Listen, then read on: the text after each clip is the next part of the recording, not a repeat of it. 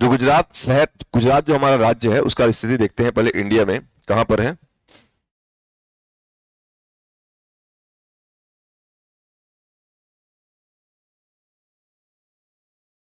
फिर अपन इसको इलेबोरेट करेंगे। तो ये गुजरात का भाग,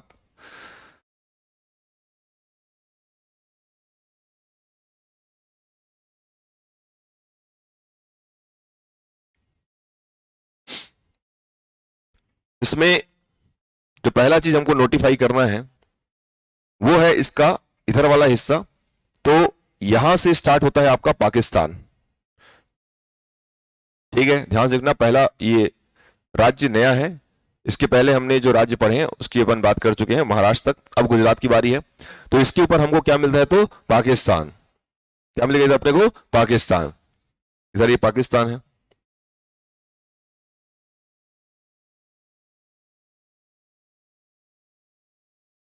मतलब ये कह सकते हो कि भारत और पाकिस्तान के बीच जो भी विवादित क्षेत्र है उसका थोड़ा सा हिस्सा गुजरात में भी आता होगा। तो इस हिस्से को हम लोग क्या बोलते हैं वो अपन बता रहे हैं आपको। तो इसको अपन क्या बोलते हैं, ध्यान रखना कि यहां पर एक ऐसा पूरी तरीके से कटा छटा भाग है। मतलब पानी है, फिर जमीन है, फिर पानी है, फिर जमीन है, फिर पानी है, फिर जमीन है। मतलब ये कह रहा हूं एक प्रकार से पूरा भाग डैमेज हो चुका है। और इसको हम लोग क्या बोलते हैं, ध्यान ध्यान सुनना, इसको हम लोग बोलते हैं ये, अब भाई जहां पानी और मिट्टी रहेगा वहां पर दलदल बनेगा। क्या बनेगा वहां पर, दलदल। तो इसको हम कहते हैं क्रिक रेखा।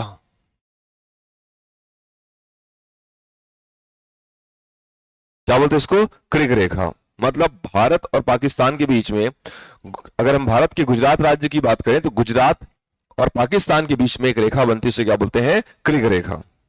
इसको ध्यान रखना, ये पूछा जाता है कि क्रिक लाइंस ये भारत में, हमारे इंडिया में कौन से स्टेट में है, तो क्या बताएंगे, गुजरात। ठीक है, और पूछ सकता है कि क्रिक लाइन जो है भारत का कौन से देश के साथ सेपरेट करता है आपको, तो पाकिस्तान। और भी देश ऑप्शन में रहते हैं, इधर पश्चिम बांग्लादेश है, म्यांमार है, ठीक है, चीन है। तो अपने उसे मतलब नहीं रखना है, अपने को ये जानना है कि आपका पाकिस्तान से इससे अलग होता है। मतलब क्रिक क्षेत्र भी एक प्रकार से विवादित क्षेत्र में आता है।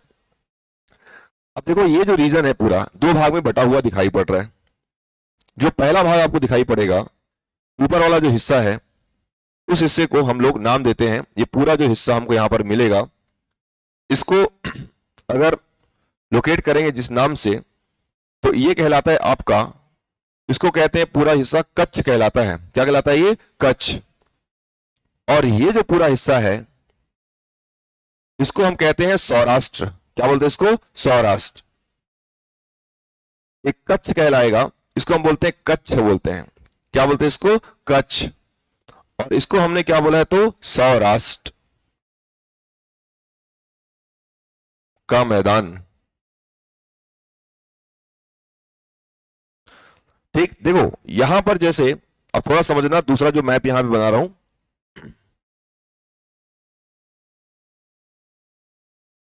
यहां पर हमने बोला इधर हमारे पास स्टार्ट हो गया, कौन सा कंट्री स्टार्ट हो गया, पाकिस्तान। तो नीचे यहां पर हमको मिलेगा अरब सागर। क्या मिलेगा अपने को, अरब सागर। देखो पहले क्या था ना कि ये गुजरात के ऊपर हमको मिलता है राजस्थान। क्या मिलता है हमको, राजस्थान।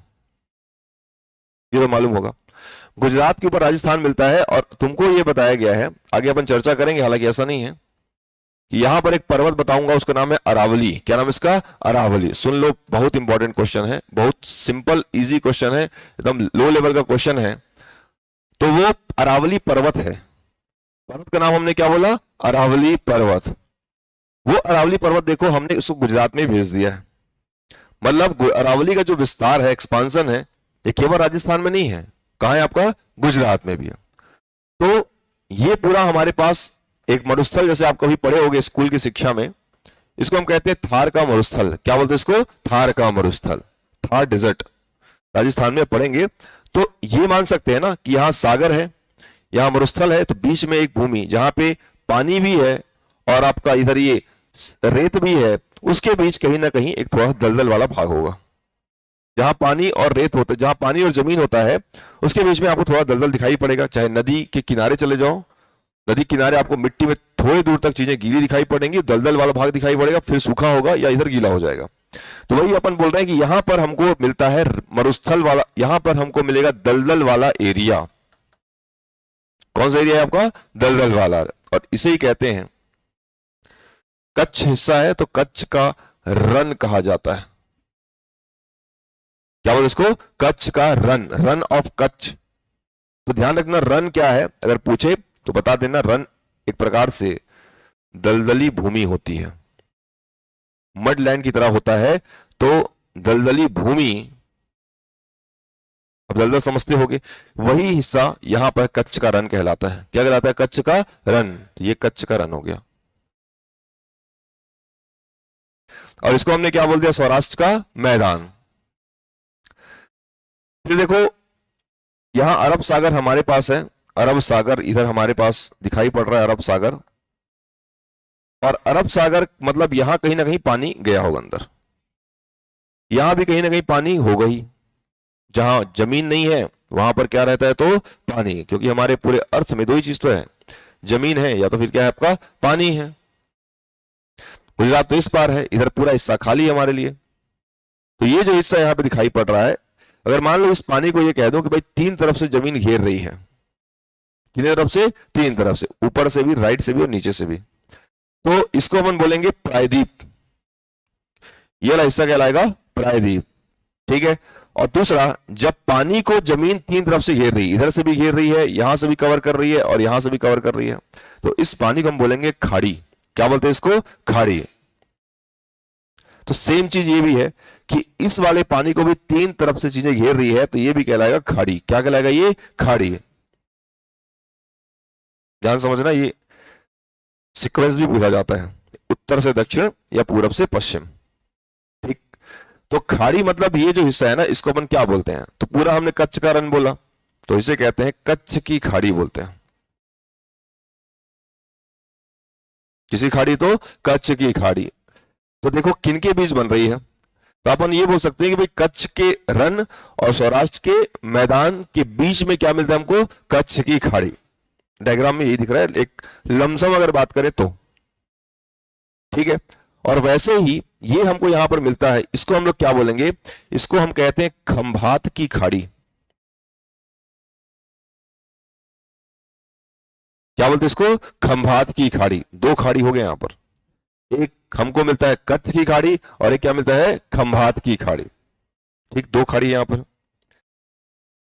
अब उसके बाद देखो, समुद्र के किनारे वाला भाग कहलाता है तट। क्या कहलाता है? तो तट। तो यहां पर हम तट बनाएंगे, तो उस तट वाले हिस्से को अपन लोकेट करते हैं यहां पर। देखो कि जो तट मिलेगा अपने को, वो तट अपने को कहां पे मिलेगा, उस तट का लोकेशन देखो। यहां तो ऊपर पाकिस्तान चालू हो गया है, इधर हमारे पास अरब सागर है, ये पूरा हिस्सा ये तट कहलाएगा। क्या कहलाएगा? ये तट।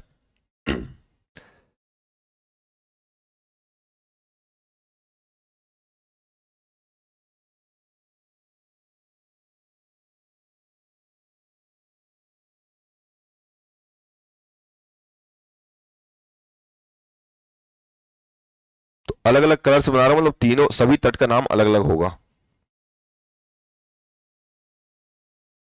ये सभी तट हमारे पास ये अलग अलग होंगे।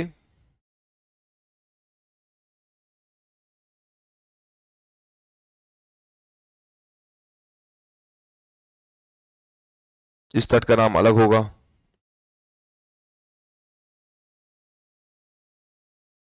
इसका नाम हमारे पास ये अलग नाम से आएगा ये,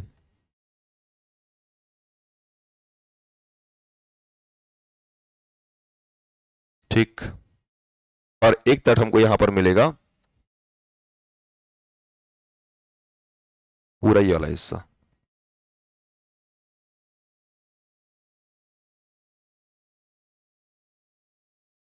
ठीक। तीन तट हो गया जी। तो जो यहां पे पहला जो कलर का तट है, इस वाले तट का नाम पड़ता है, इसको हम कहते हैं कच्छ का तट बोलते हैं। क्या बोलते हैं इसको? कच्छ का तट। कच्छ की खाड़ी भी है, इसे अपन और क्या बोलेंगे? तो कच्छ का तट। एक हो गया। दूसरा, जो दूसरे रंग का तट है, इसका नाम क्या पड़ेगा? इसका नाम पड़ेगा, इसको हम कहेंगे, ध्यान सुनना, इसे कहते हैं ओखा तट। क्या बोलते हैं इसको? ओखा तट। दो हो गया, 3 तट की बात हुई है। और जो तीसरा तट है, उस तीसरे तट का नाम क्या होता है? इसका नाम पड़ेगा काठियावाड़। क्या नाम पड़ेगा इसका? नाम काठियावाड़। काठियावाड़ तट।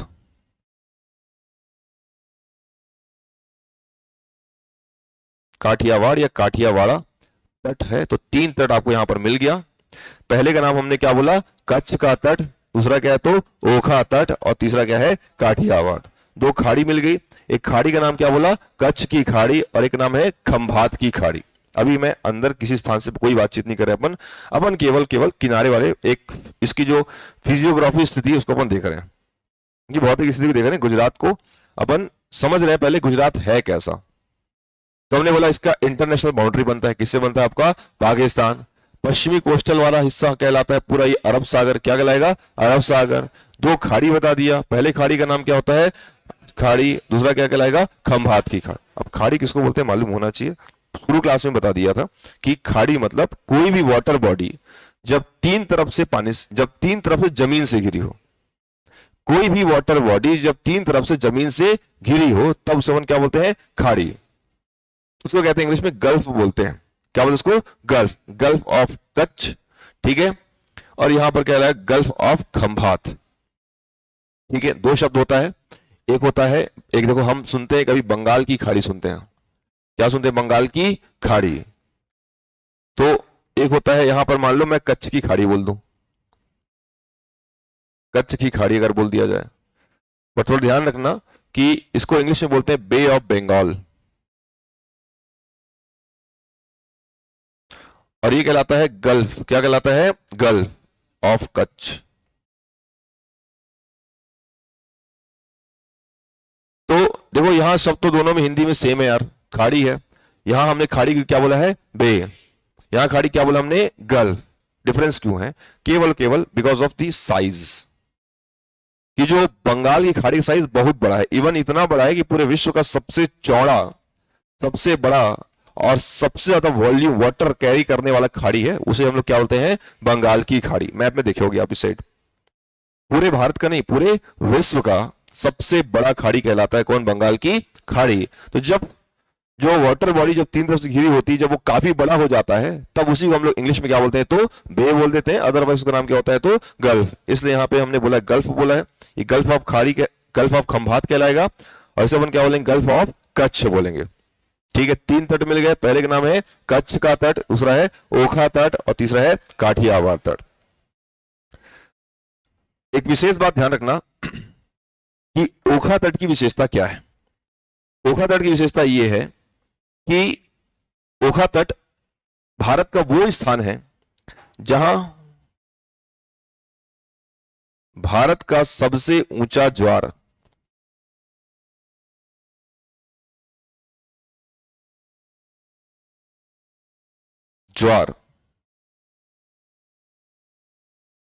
भाटा उठता है। मैंने जो समुद्र की लहरों में, लहरों का ऊपर उठना और गिर जाना, यह कहलाता है ज्वार। क्या कहलाएगा? ज्वार। ठीक है। या फिर पीछे आना, उसे अपन क्या बोलते हैं? तो भाटा। तो ये इसके कहते हैं टाइड। ठीक है। और ये कहलाता है एब। टाइड और क्या बोलते इसको? एब बोलते हैं। तो ज्वार और भाटा अगर भारत में सबसे ऊंचा कहीं पर उठता है तो कहां पर उठता है? आपका ओखा तट पर। कहां है? ओखा तट। और ये भी सुन लो अब लगे हाथ कि अमेरिका से, मान ले कभी आपने मैप देखा ही होगा, तो मान के चलिए ये अमेरिका का हिस्सा है।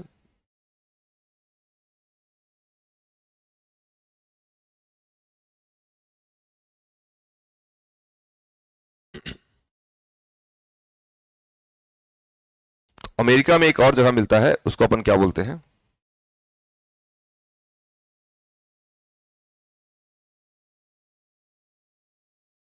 तो यहीं पर देखो एक खाड़ी मिलती है। खाड़ी ये भी है क्योंकि यहां पूरा सागर है। इसको हम बोलते हैं अटलांटिक महासागर। सुने हो पहले? अटलांटिक। क्या बोलते इसको? अटलांटिक महासागर।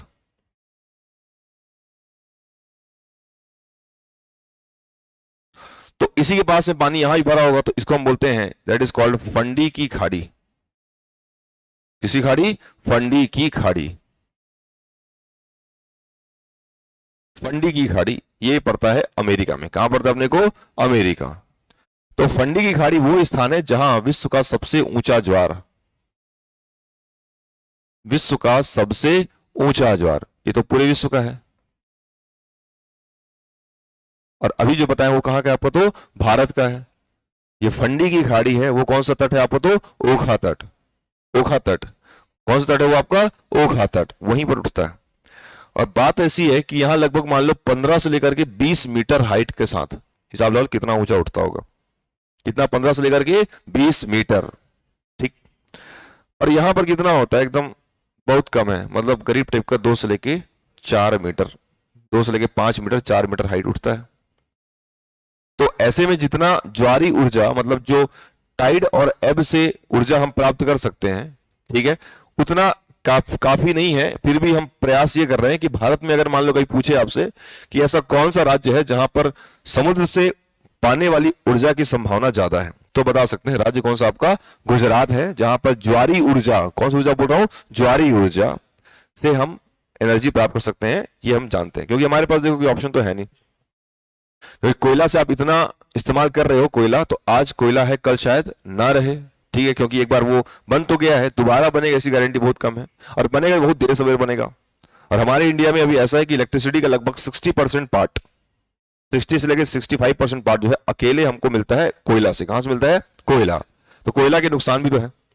कोयले से हम बात करें, कोयले के नुकसान ऐसे हैं कि कोयले से हमको डेफिनेटली मिलती है ऊर्जा, बटन दबाओ बिजली पाओ, लेकिन अगर मान लो उसका जो साइड इफेक्ट है, जहां जहां थर्मल पावर प्लांट है, उन थर्मल पावर वाले एरिया को जाके पूछो कि वहां स्थिति कैसी है। वहां काम करने वाली व्यक्ति का आयु सीधे सीधे 5 साल कम माना जाता है। क्यों? कोई 24 घंटे 12 घंटे जिस समय वर्किंग आवर्स रहता है, उस समय सीधे सीधे वो कोल के छोटे छोटे डस्ट पार्टिकल को इनहेल करते रहते हैं। ठीक है, वो कहीं ना कहीं हमारे इस रेस्पिरेटरी सिस्टम में चला जाता है, और फिर हमारे को अस्थमा या जो भी मान लो बहुत सारी बीमारी होती है, क्योंकि श्वसन संबंधी बीमारी हो रही है। और वो कहीं ना कहीं कोल पार्टिकल क्या है? कार्बन डाइऑक्साइड रिलीज करेगा, कार्बन मोनोऑक्साइड देगा, वो हमारे ब्लड में जाएगा, ब्लड में जाकर के वो एक तरह से ब्लड को कंटामिनेटेड कर देता है। और जब खून गंदा हो गया, जब खून ही खराब हो गया, तो डेफिनेट सी बात है कि पूरे बॉडी का जो सर्कुलेटरी सिस्टम वो भी क्या होगा? आपको तो खराब हो जाएगा।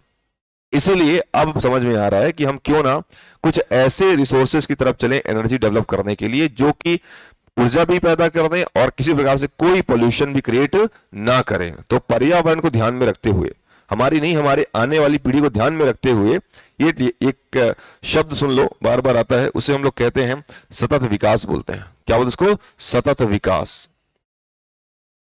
बार बार इस शब्द को कहीं ना कहीं आपको सामने मिलेगा, आज की तारीख पर बहुत जरूरी है सतत विकास। और एक होता है आपका जलवायु परिवर्तन। क्या कहता है आपका? जलवायु परिवर्तन हो रहा है ना, ये जो बेमौसम बरसात है, ये किसका एग्जाम्पल है आपका? तो जलवायु परिवर्तन। ठीक, इंद्रदेव नाराज नहीं है, वो उनका पर्सनल मैटर है। रीजन क्या है आपका? जलवायु परिवर्तन, क्लाइमेट चेंज कहते हैं इसको। तो क्लाइमेट चेंज मतलब ये है कि जैसे वो जिस समय जो चीज होना चाहिए, तापमान के समय बारिश होनी जा रही है, ठीक है, ठंडी के समय भी बारिश हो जाती है, या कहीं मान लो लेट से बारिश आती है, कितने सारी चीजें इरेगुलर हो रही हैं। और इससे नुकसान किसको हो रहा है? उससे नुकसान हो रहा है भारत के इनको कृषि वाले क्षेत्रों को, ऑलरेडी परेशान है। मानसून लेट से आया तो इनका उत्पादन भी क्या होगा? तो लेट से ही होगा। तो ऐसे में इनको नुकसान होगा, इनको नुकसान हो, सरकार इनकी नुकसान की भरपाई करेगी, सरकार पैसे देगी इनको, या जो भी मान लो मुआवजा देगी। जैसे अभी मान लो कुछ दिन पहले बहुत तेज बारिश हुई और कुछ बर्फ के है ना ओले भी पड़े एमपी वाले रीजन में, तो वहां की फसल पूरी चौपट, गेहूं खराब, मटर खराब, दलहन खराब। तो अब किसान के पास उसके अलावा इनकम का कोई सोर्स था क्या? नहीं। अब सरकार मुआवजा करवाएगी और उनको पैसे देगी।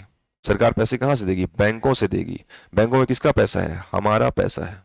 तो नुकसान एट लास्ट किसका होता है? तो हमारा होता है, देश का होता है। तो ये एक सीक्वेंस है, जो इसकी सारी वजह मानव स्वयं है, क्योंकि मानव ने ही अपने मटेरियलिस्टिक दुनिया को, भौतिकवादी दुनिया को जीने के लिए उसने धड़ाधड़ डेवलपमेंट किया है, इंफ्रास्ट्रक्चर बढ़ाए हैं।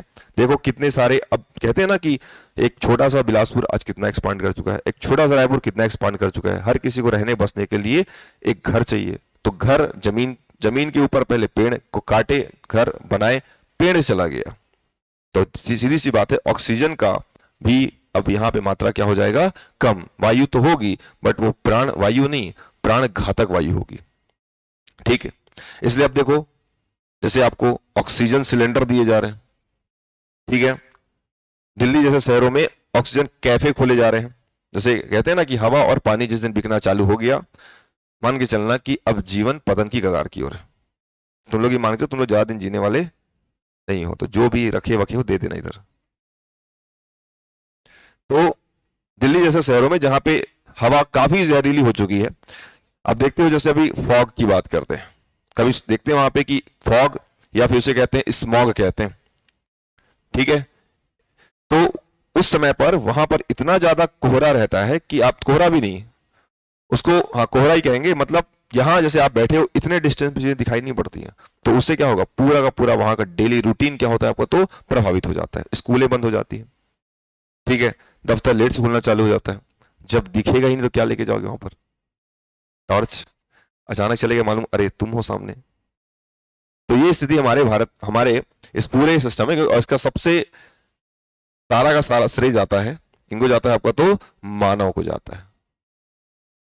ठीक, मानव के पास दो रास्ते होते हैं, एक रास्ता होता है सृजन का और एक होता है आपका विध्वंस का। तो मानव अब इस टाइप का हो गया, किसका आपका, तो विध्वंसकारी, ना कि कैसा है, तो सृजनकारी। बहुत कम लोग इस टाइप के हैं, कैसे आपके सृजनकारी। आपको ऐसे ही बनना है, कैसा बनना है, तो सृजनकारी। ना घर खरीदना है, ना पैसा कमाना है, फ्री में काम करना है गवर्नमेंट के लिए। कर पाओगे, नहीं कर पाओगे, तो फिर तुम भी इस टाइप है। तो यहां पर वही है कि जैसे, हाँ तो वही अपन बता रहे थे, ऊर्जा के प्राप्ति के हमने विभिन्न क्षेत्र खोजना चालू कर दिया है। मालूम था पहले कोयला था, कोयला अब समझ में आ रहा है कहीं नुकसान भी कर रहा है, ठीक है। तो अब हम क्या कर रहे हैं कि ऐसे ही रिसोर्सेज को ढूंढ रहे हैं, जैसे सोलर एनर्जी बहुत बड़ा रिसोर्सेस है। भारत एक ऐसा देश है जहां पर 365 में से 300 दिन आपको आराम से सूर्य मिल सकता है। लेकिन सूर्य से ऐसा नहीं कि भाई भगवान सूर्य मुझे ऊर्जा दे दो, पॉसिबल है क्या, नहीं। उसके लिए हमको लगाना पड़ता है सोलर पैनल। क्या लगाना पड़ता है, सोलर पैनल। अब सोलर पैनल लगाने के लिए दिक्कत, सरकार बार बार रिक्वेस्ट कर प्लीज सोलर पैनल लगाओ लगाओ लगाओ, हम नहीं लगा रहे हैं। क्यों, अभी हमको लाइट मिल रही है, जब नहीं मिलेगा तब हम लगाएंगे सोलर पैनल। सरकार अभी आपको दे रही सब्सिडी, क्या दे रही, तो सब्सिडी, हम नहीं ले रहे हैं। क्यों लेंगे, हमको बिजली मिल रही है। जिस दिन हमारे पास जब ऊर्जा नहीं रहेगी, कोयला बोले खत्म होने कगार पर है, तब हम लगाएंगे सोलर पैनल लगाएंगे। अब देखो गवर्नमेंट ने रिक्वेस्ट किया, बट अब गवर्नमेंट स्वयं अपने संस्थान में, जैसे कि railway station, school, government hospital, वहां पे लाइन से उन्होंने क्या किया, सोलर पैनल लगा दिया, और उससे बहुत फायदे भी मिल रहे हैं। फायदा, सबसे बड़ा फायदा तो ये है कि उससे किसी भी प्रकार का कोई पॉल्यूशन नहीं हो रहा है। और क्या चाहिए तुमको, फ्री में ऊर्जा मिल रही है। Source of energy is also, वो कभी समाप्त होने वाला नहीं है। सूर्य कभी समाप्त नहीं होगा तो ऊर्जा भी कहीं समाप्त नहीं होगी, पॉल्यूशन भी नहीं होगा। तो ऐसे में एक बेहतर परिवेश बन सकता है। तो क्लाइमेट चेंज में हर देश कह रहा है, इसलिए भारत को उस नजरिए से देखा जा रहा है कि भारत वो कंट्री बन सकता है जो आगे चल के पूरे अन्य देशों को भी बिजली सप्लाई कर सकता है।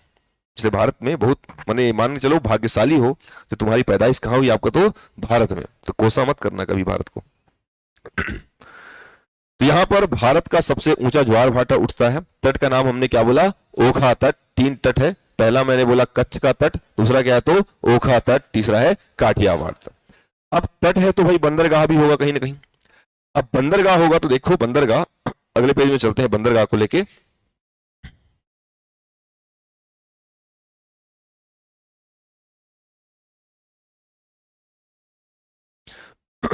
एक रैंडम सा डायग्राम बना रहे हैं जिसमें बंदरगाह बनाना है। तो बंदरगाह देखो, पहला बंदरगाह हमको यहां पर मिलेगा किनारे में, ये ऐसा बंदरगाह बना रहा हूं, ये नाव है। क्या ये नाव, ठीक, दिया मत समझ लेना। 2 तो नाव है, मतलब 2 बंदरगाह है। 2 बंदरगाह में पहले बंदरगाह का नाम क्या है, देखो इसका नाम पड़ता है कांडला बंदरगाह। क्या नाम पड़ता है इसका, कांडला बंदरगाह। क्या नाम पड़ेगा इसका, कांडला बंदरगाह, ठीक। और दूसरा इसका नाम पड़ता है दाहेज। क्या नाम पड़ता है, दाहेज। दोनों नाम याद रखना, जब बंदरगाह पढ़ेंगे अलग से तब फिर चीजें आएंगी, उस समय आपको मालूम होना चाहिए। पहले वाले का नाम क्या है, तो कांडला बंदरगाह, एक का नाम क्या है, दाहेज। पहला कांडला, दूसरा दाहेज। पहला कांडला, दूसरा दाहेज। पहला कांडला, दूसरा दाहेज। ऊपर वाला कांडला, नीचे वाला दाहेज। अब कांडला और दाहेज की बात करें तो कांडला बंदरगाह की विशेषता देखो 2 है। पहला तो इसका एक नाम पड़ता है, इसे हम कहते हैं दीनदयाल उपाध्याय। क्या बोलते हैं हम इसको? दीनदयाल उपाध्याय। क्या बोलेंगे इसको? दीनदयाल उपाध्याय। तो दीनदयाल उपाध्याय उपाध्याय जो बंदरगाह है उसी का एक और नाम क्या है? तो कांडला बंदरगाह। राज्य कौन सा पढ़ रहे हैं हम लोग? गुजरात। एकदम सरल लेवल की चीजें चल रही, ज्यादा कॉम्प्लिकेट नहीं है। तो यहां पे ये बताया गया कि इस बंदरगाह की विशेषता ये है कि देखो, जैसा अभी हमने बोला ना कि यहां पर ज्वार भाटा आता है। क्या आता है यहां पर? तो ज्वार भाटा। इसीलिए ये जो बंदरगाह है इसे हम कहते हैं ज्वारीय बंदरगाह। कैसा बंदरगाह? ये ज्वारीय बंदरगाह। कौन सा बंदरगाह? ये ज्वारीय बंदरगाह। ये नेचर है। हमारे इंडिया में 2 ही बंदरगाह हम पढ़ेंगे आगे चल के, एक और बताऊंगा।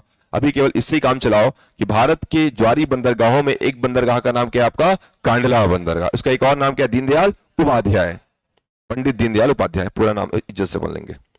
दाहेज की बात करते हैं तो यहां पे दाहेज इसके निचले वाले भाग में, मतलब सौराष्ट्र के मैदान वाले भाग में है। तो इस दाहेज की बात करें तो दाहेज से केमिकल इंपोर्ट और एक्सपोर्ट होता है। दाहेज से क्या होता है? तो केमिकल इंपोर्ट और एक्सपोर्ट होता है। ये नहीं कह रहा हूं कि बाकी स्थान से नहीं होता है, बट यहां से स्पेशली केमिकल को हम ज्यादा इंपोर्ट एक्सपोर्ट करते हैं और इसलिए इसे हम कहते हैं रसायन बंदरगाह भी बोलते हैं। इसे हम लोग क्या बोलते हैं? तो रसायन बंदरगाह। क्या बोलते हैं इसको?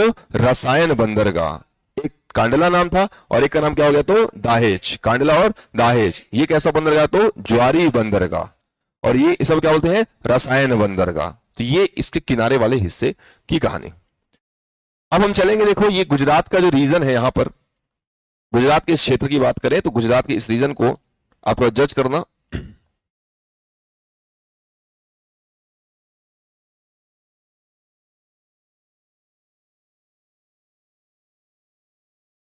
अब यहां पर हमको जो स्थान मिलेगा, एक चीज और समझना कि जैसे इसको मैंने कच्छ का रन बोला है। क्या बोला यहां पर? कच्छ का रन। और कच्छ के रन के नीचे वाला भाग कहलाता है सौराष्ट्र का मैदान। देखो, इसको रन भी कह सकते हैं। रन भूमि मैंने बोला है, रन का मतलब होता है मरुस्थली भूमि, दलदली भूमि। ठीक है, मरुस्थल भी है और दलदल भी है। मरुस्थल भी और क्या है? दलदल। जैसा इसके पहले अपन बात किए कि भाई जैसे आज हमने राजस्थान में देखा है कि राजस्थान में थार का मरुस्थल दिखाई पड़ रहा है। क्या दिखाई पड़ रहा है? थार का मरुस्थल। कल तक ये दलदल हुआ करता था, आज क्या हो गया? तो मरुस्थल हो गया। आज जो दलदल है वो कल भी क्या बन सकता है? तो मरुस्थल, क्योंकि जमीन ने पानी का अतिक्रमण कर दिया। एक समय तक दलदल रहेगा, धीरे सूख तो जाएगा। तो जैसे ये सूख गया, जो दलदल था पहले सागर का लेवल यहां तक नहीं था, ये ऊपर तक था, तो ये पूरा दलदल रहा होगा। अब ये सूख गया। ये 1-2 दिन की बात नहीं, करोड़ों वर्ष पहले की घटना है। ये दलदल सूखा, मरुस्थल बन गया। वैसे ही आज ये दलदल है, कल को सूख के ये क्या बन सकता है? तो मरुस्थल बन सकता है कि अब जमीन सागर को पीछे ढकेलने का प्रयास कर रही है। मतलब जमीन जो है धीरे धीरे फैल रही है और समुद्र के साथ वो इंटरेक्ट कर रही है। पहले दलदल बन रहा है, उसके बाद फिर वो क्या बन जाएगा? तो मरुस्थल बन जाएगा। दलदल के बाद क्या बन जाएगा? मरुस्थल बन जाएगा। तो वैसे ही यहां पर इसको ये भी कह सकते हैं, जैसे मान के चलो ये जमीन है, इधर एक भाग अरब सागर का, यहां एक भाग और तीसरा भाग, इसे कहते हैं प्रायद्वीप। क्या बोलते इसको? प्रायद्वीप। तो यहां पर इसको हम कह सकते हैं, यहां पर ध्यान देना कि इसको हम कहते हैं आपका कच्छ प्रायद्वीप भी बोलते हैं। क्या बोलेंगे? कच्छ प्रायद्वीप। क्या बोलेंगे? कच्छ प्रायद्वीप। तो इसी कच्छ के रन में आपको विशेष प्रकार की एक प्रजाति मिलेगी। उस जानवर का नाम क्या है? उस जानवर का नाम है जंगली गधा। कौन सा गधा है? जंगली गधा। तो ध्यान रखने वाली बात यह है कि जो वाइल्ड ऐश है, ठीक है, जंगली गधा है, ये भारत में देखो विलुप्त प्राय प्रजाति है। कौन सी प्रजाति है? विलुप्त प्राय प्रजाति है, इंडेंजर्ड स्पीसीज है ये। अब ये इंडेंजर्ड स्पीसीज है, मतलब ये कह रहा हूं कि ये विलुप्त, मतलब जिनकी संख्या अब कम होती जा रही है। तो विलुप्त प्राय प्रजाति जिनकी संख्या कम हो रही है, उसमें एक प्रजाति है। उस प्रजाति का नाम क्या है आपका? तो जंगली गधा। ये कहां पाया जाता है? कच्छ के रन में पाया जाता है। अगर मान लो कच्छ का रन ना दिखे तो वहां पर दिखाई पड़ेगा कच्छ का प्रायद्वीप मिलेगा, और वो भी ना दिखे तो वहां पर मिलेगा गुजरात। क्या मिलेगा? गुजरात। ठीक है, तो गुजरात भी ऑप्शन में रह सकता है, या रहेगा कच्छ का रन भी रह सकता है, या तो क्या रहेगा? कच्छ का प्रायद्वीप भी रह सकता है। समझ में आया? ठीक है, हम किसकी बात करें? तो जंगली गधे की बात करें। हमारे काम की चीज है जंगली गधा। अब आते हैं यहां पर देखो, अब चलेंगे रोड मैप में। तो रोड मैप मतलब यहां पर हम देखें कि ये जो भाग हमारे पास है गुजरात वाला, इस गुजरात वाले पार्ट को हम लोग डील करते हैं।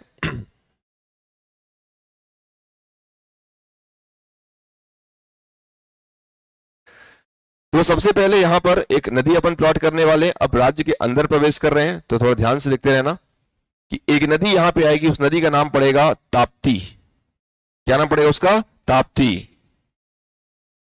उस नदी का नाम पड़ेगा ताप्ती नदी। कौन सी नदी आपकी? ये ताप्ती नदी। ये लेफ्ट जाती है, इधर पूर्व है, इधर क्या आपका? पश्चिम है। तो पूर्व से कहा जाती है आपका? पश्चिम। जबकि देखो हमारे भारत में अगर ये पूछा जाए कि ये जो भाग है हमारा नीचे वाला हिस्सा, ये से कहते हैं दक्षिण का प्रायद्वीपीय पठार बोलते हैं। आराम से देखते रहना, ध्यान से सुनते रहना, ठीक है? चीजें समझ तो आ ही जाएंगी, याद भी करते रहना है। ये दक्षिण का कौन सा पठार है आपका? प्रायद्वीपीय पठार। दिक्कत ये है कि इस पठार में सभी की सभी नदियां ये जाती हैं पश्चिम से पूर्व जाती हैं। कहां से कहां जाती है? तो पश्चिम से पूर्व। डायरेक्शन समझ में आ रहा होगा? मतलब ये क्यों जाती है? क्योंकि इनका ढलान ही है पश्चिम से कहां आपका?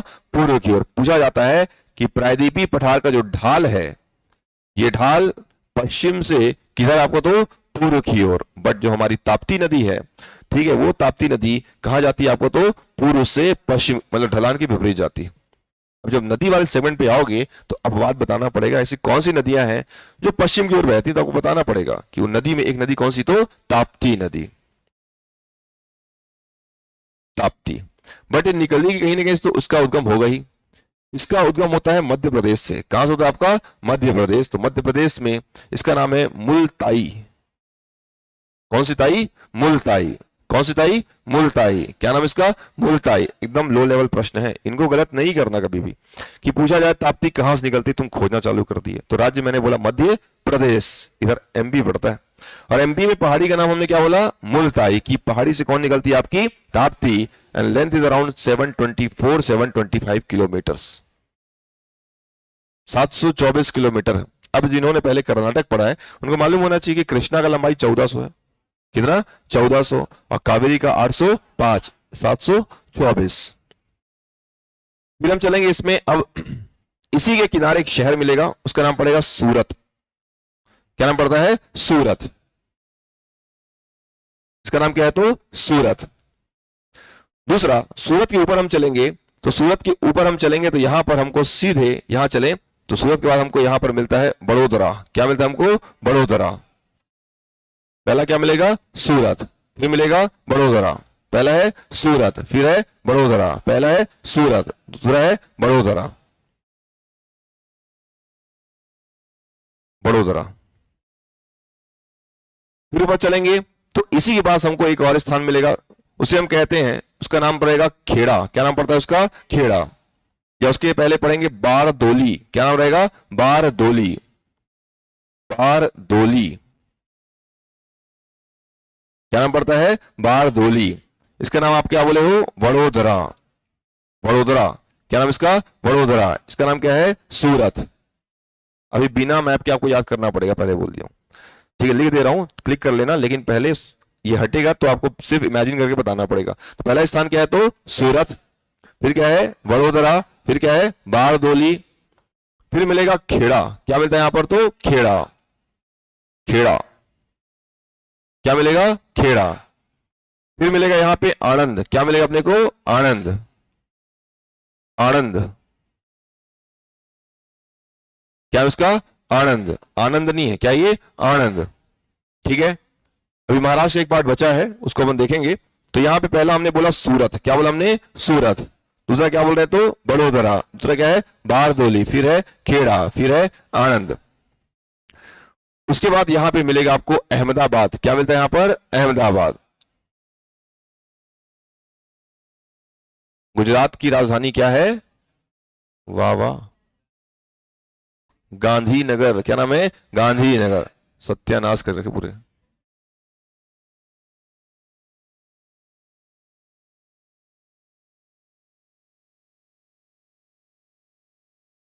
गांधीनगर। क्या नाम है उसका? गांधीनगर। ये उधर का हिस्सा हो गया। तो पहला हमने बोला सूरत। क्या बोला हमने? सूरत। फिर क्या बोला? बड़ोदरा। फिर नाम है बारदोली। फिर है खेड़ा। फिर है आणंद। फिर अहमदाबाद। फिर है गांधीनगर। पहले स्थान पे क्या है? सूरत। फिर क्या है? बड़ोदरा। फिर है बारदोली। फिर है खेड़ा। फिर है आणंद। फिर अहमदाबाद। लास्ट में गांधीनगर। ठीक, अभी पूछूंगा, ध्यान रखना।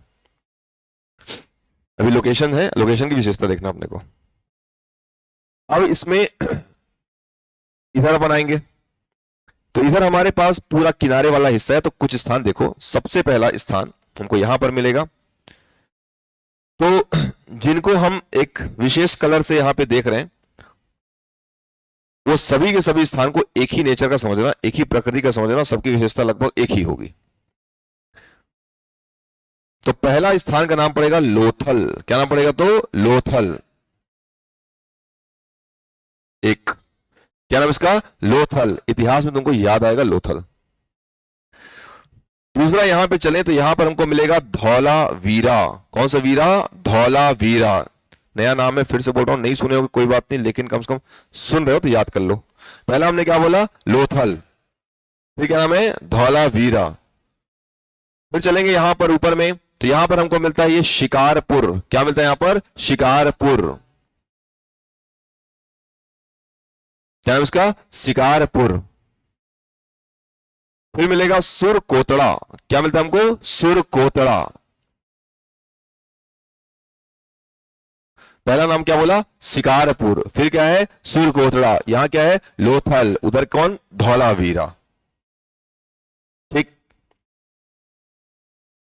और यहां पर हमको मिलता है रंगपुर। क्या मिलता है यहां पर? रंगपुर। मतलब ये सारे के सारे जो भी होंगे सब एक ही खानदान वाले होंगे, इनका एक ही संबंध होगा, और ये सारे के सारे स्थान जो है सिंधु घाटी सभ्यता वाले स्थान है। तो गुजरात वो स्टेट है जहां पे बहुत ज्यादा आर्कोलॉजिकल साइट मिला है, बहुत सारे ऐसे पुराने स्थान मिले हैं जिनका संबंध सिंधु घाटी सभ्यता से। ये भी क्वेश्चन पूछा जाता है कि हमारे भारत में ऐसा कौन सा राज्य है जहां सर्वाधिक मात्रा में सिंधु घाटी सभ्यता, कौन सभ्यता? सिंधु घाटी सभ्यता। आप सुने तो होगे ही, इसमें आप डिनाई नहीं कर सकते इसको। सिंधु घाटी सभ्यता वाले स्थान है।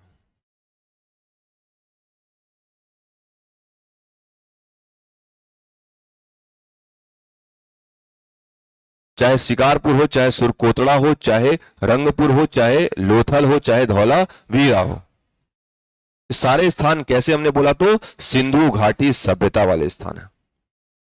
ये रैंडम डायग्राम है, पहले बोल दिया हूं। ठीक। आपको बिल्कुल एटलस उठाओ, लोकेट करो, क्योंकि ये केवल चीजों को सरल करने के लिए बनाया जा रहा है। अगर यूपीएससी करते डेफिनेटली बोलता कि हाँ भाई मैप से ही पढ़ेंगे अपन चूंकि सीजीपीएससी व्यापम वाले, तो उसमें कभी नहीं पूछा जाता कि हाँ ये ऊपर है कि नीचे। यूपीएससी में पूछता है कि भाई बताओ कि ये दाएं है कि बाएं कि ऊपर है कि नीचे। उस समय दिक्कत होती है। ठीक है, कि 2-4 नेशनल पार्क सेट कर देगा। हालांकि हमारे पीएससी में अब उसके लगभग ट्रेंड आ रहे हैं, बट अभी वो दिल्ली दूर वाली बात है। ठीक है, तो ये शिकारपुर, सुरकोतला, रंगपुर, लोथल और हमने क्या बोला? धौलावीरा।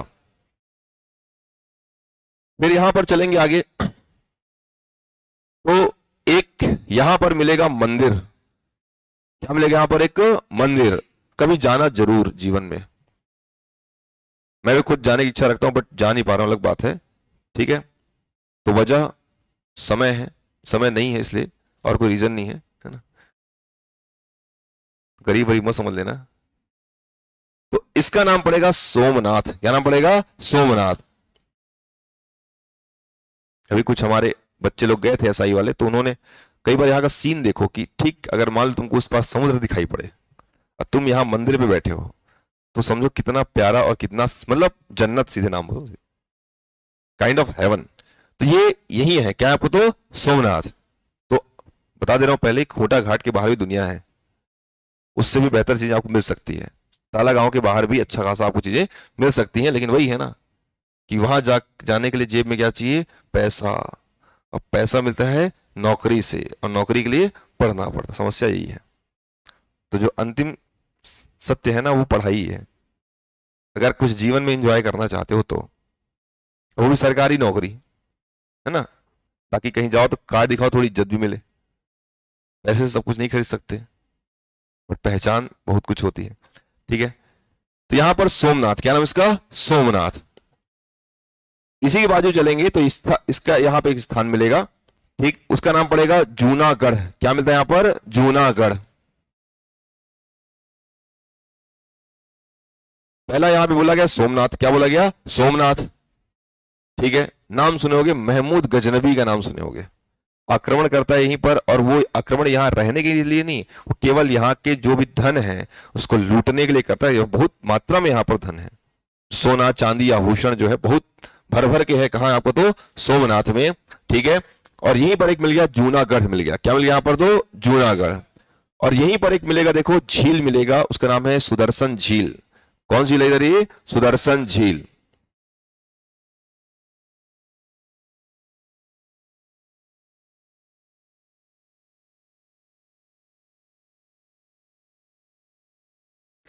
सुदर्शन झील मिल गया, जो धीरे धीरे स्थान भरते गए, खाली स्थान से बहुत सारी चीजें भर गई, ठीक है। अभी तो केवल स्थान है, स्थान की विशेषता भी अभी स्टार्ट नहीं हुई है, तो इसलिए बोल रहा हूं कि फिर से कंटेंट बढ़ जाएगा यार, एक नया स्टेट नया बोझ के साथ। तो यहां पर सोमनाथ, पहले हम देखते हैं इधर वाली लाइन को देखते हैं।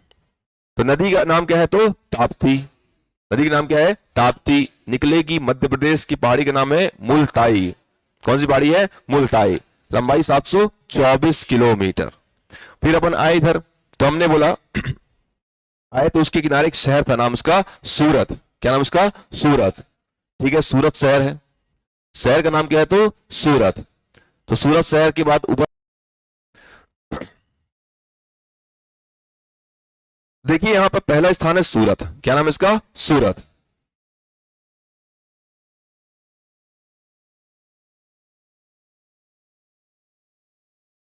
एक दो स्थान और देखो, जैसे यहां पर एक और मिलेगा, उसका नाम पड़ता है, उसका नाम पड़ेगा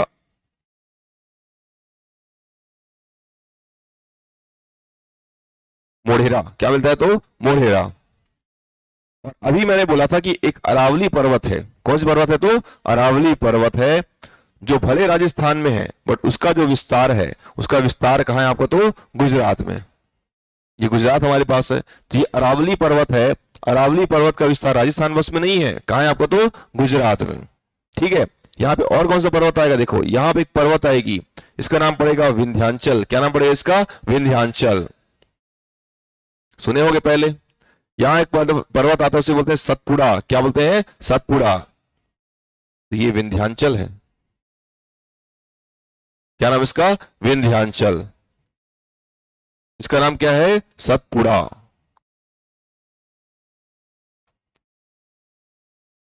एक विंध्याचल और एक क्या है तो सतपुड़ा। ये ताप्ती यहीं बह के आ रही है, देखो दे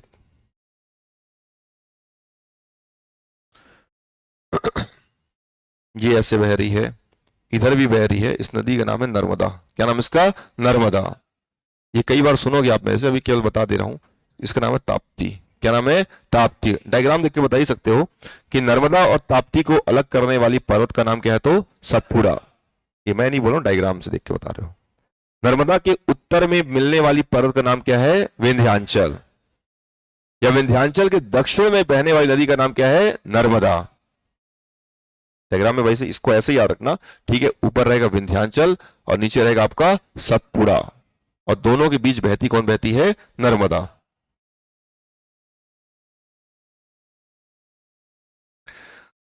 अब देखो सूरत क्यों फेमस है यार। सूरत के फेमस होने की भी कुछ ना कुछ तो वजह है, ऐसे ही लोग सूरत की साड़ी के पीछे परेशान नहीं रहते, है ना। तो यहां पर सूरत में देखो पहला मिलेगा कि जब हिस्ट्री पढ़ोगे तो इसमें जो चीज आपको मिलेगी वो मिलेगी, पहला पॉइंट क्या मिलेगा, हिस्टोरिकल पॉइंट है। तो ध्यान रखना कि यहां पर हमारे भारत में जब अंग्रेज आए थे तो अंग्रेजों ने अपनी कोठी पहली खोली थी। तो अंग्रेजों के द्वारा अंग्रेजों की पहली कोठी, अंग्रेजों की पहली कोठी ये कहां खुली आपका तो सूरत। कोठी मतलब क्या होता है, कोठी मतलब एक प्रकार से उनका एक प्रशासनिक क्षेत्र हुआ करता था, जहां पर वो अपने अधिकारियों को, अपने लोगों को एक पूरे प्रीमाइस के अंदर रखते थे। उसे अपन बोलते थे कोठी। क्या बोलते उसको, कोठी।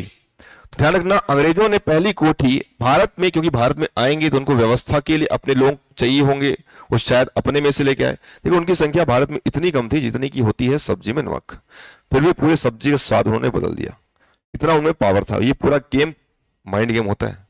वो आ करके हमारे लोगों को ही हमारे अगेंस्ट में खड़ा कर दिए, सिर्फ ये बोले कि हम तुमको बेहतर लाइफ देंगे, सभ्य बनाएंगे। क्या बनाएंगे, सभ्य बनाएंगे, क्योंकि तुम क्या हो, असभ्य हो। और हम मान भी लिए। तो यहां पर अंग्रेजों की पहली कोठी बन चुकी है, कहां बनी आपको तो सूरत में।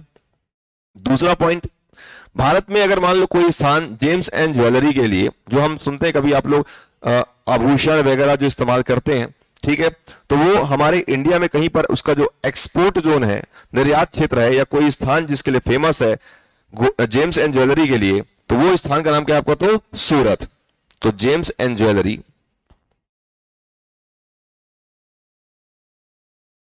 जेम्स एंड ज्वेल्स के लिए फेमस, और यहां पर सूरत में विशेष एक फैब्रिक होता है, कहते हैं जरी। तो जरी प्रकार के कपड़े की साड़ी मिलती है। तो ये तीन चीजें यहां पर फेमस हो गई। सूरत, पहला पॉइंट हमने बोला अंग्रेज की पहली कोठी, अंग्रेजों ने अपनी पहली कोठी कहां स्थापित की? सूरत। दूसरा एक फेमस है किसके लिए आपका? जेम्स एंड ज्वेल्स के लिए, ज्वेलरी बोलते हैं इसको, ज्वेलरी समझते हैं, आभूषण वगैरह की बात कर रहे हैं। और तीसरा हम क्या बोलते हैं? जरी की साड़ी। और चौथा दिखाई पड़ रहा है नदी के किनारे, नदी कौन सी? तो ताप्ती नदी किनारे पर स्थित पुराना शहर है ये। तो ताप्ती नदी के किनारे पर स्थित शहर का नाम क्या हो गया? सूरत। फिर चलते हैं बड़ोदरा। कहां चलते हैं हम लोग? बड़ोदरा। देखो बड़ोदरा की कहानी क्या है। बड़ोदरा में चीजें यहां पर इसलिए इंपॉर्टेंट है क्योंकि बड़ोदरा में यहां पर एक मराठा शक्ति रहेगी, और उस मराठा शक्ति का नाम रहता है यहां पर, उसे कहते हैं हम लोग गायकवाड़। क्या नाम इसका? गायकवाड़। कल हमने बोला था महाराष्ट्र, और महाराष्ट्र में मराठाओं की भूमि कहलाती है। तो यहां पर वहां पर जो हमारे पास महाराष्ट्र में मराठा, जो सेकंड पार्ट में देखोगे महाराष्ट्र के, अभी हमने केवल इसका फर्स्ट पार्ट उठाया है। तो ये मान लो कि हमारे इंडिया में कुछ स्थान पर मराठाओं की शक्ति देखने को आपको मिलेगी। सपोज इंडिया है ये, और इंडिया में यहां पर एक राज्य पड़ता है, that is called Madhya Pradesh. एक हम कल हल्का सा पढ़े, आधा सा पढ़े महाराष्ट्र, और एक आज हम आज पढ़ रहे हैं कौन सा आपका? गुजरात। महाराष्ट्र में 2 स्थान है, मध्य प्रदेश में 2 स्थान है, गुजरात में 3 स्थान, गुजरात में 1 स्थान मिलेगा, जहां पर ये पूरा ये मराठा संघ है। क्या है? मराठा संघ। मराठाओं की शक्ति का अंदाजा लगाना बिल्कुल जायज है। जब मध्यकालीन इतिहास की बात होती तो उसमें मालूम पड़ता है कि अंग्रेजों में इतनी क्षमता नहीं थी, भले वो आधुनिक अधिकार से हथियार से जुड़े हुए थे, लेकिन फिर भी जब तक ये एक थे तब तक इनको हरा पाना मुश्किल था, और जब तक ये एक थे तब तक भारत में अंग्रेज शासन कर पाए ऐसा लगभग असंभव था। उन्होंने क्या किया भाई? फूट डालो और क्या करो? राज करो। इनमें इन्होंने कुछ शक्तियों को मिला लिया अपने एंड पे। तो ऐसे में मराठा संघ टूट गया फिर, और इनके टूटने का फायदा अंग्रेज को मिला, और फिर उन्होंने यहां पे शासन करना चालू कर दिया। तो गुजरात में हम जो पढ़ रहे हैं जगह का नाम है, उसका नाम है बड़ोदरा।